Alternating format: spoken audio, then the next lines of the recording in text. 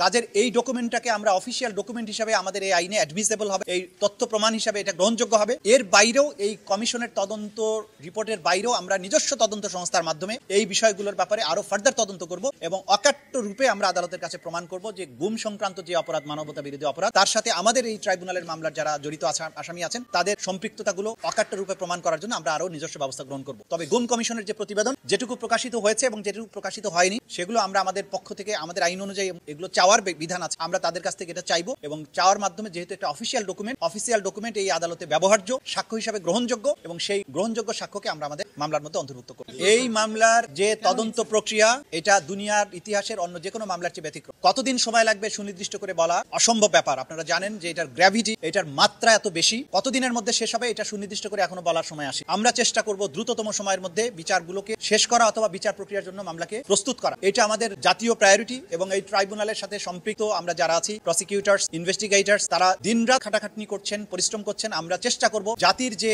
এত বড়, জাতির এই জনতার উপরে, ছাত্র জনতার উপরে এবং সাধারণ মানুষ, রাজনীতিবিদদের উপরে যে নির্মম অত্যাচার করা হয়েছে গত 16 বছরে, এই বিচার যাতে দ্রুততম সময়ের মধ্যে দেয়া যায়, মানুষকে আমরা একটা প্রশান্তি দিতে পারি যে তাদের স্বজন হারানোর বেদনা, তাদের উপরে সংগঠিত যে নির্যাতন নিপীড়নের বিচার সম্ভাব্য দ্রুততম সময়ের মধ্যে হয়েছে, এই ব্যাপারে সচেষ্ট আছি। কিন্তু এটাও পাশাপাশি মনে রাখতে হবে যে যেহেতু ক্রাইমস এগেইনস্ট হিউম্যানিটি এবং এটার বিস্তৃতি সারা বাংলাদেশ জুড়ে, এটার সাথে হাজার হাজার মানুষ জড়িত, এই তদন্ত শেষ হতে একটা যুক্তিসঙ্গত সময় লাগবে। আমরা যত সায়েন্টিফিক প্রসেস আছে সেগুলো ব্যবহার করছি, মামলাগুলোকে এমন ভাবে নিয়ে আসছি যাতে করে কিছু মামলা অন্তত তাড়াতাড়ি শেষ করা যায়, সেগুলোর ব্যাপারেও আমরা সচেষ্ট আছি। ওবায়দুল কাদের কিভাবে দেশ ছাড়লো, এর পেছনে মানে কারো গাফিলতি দেখছেন?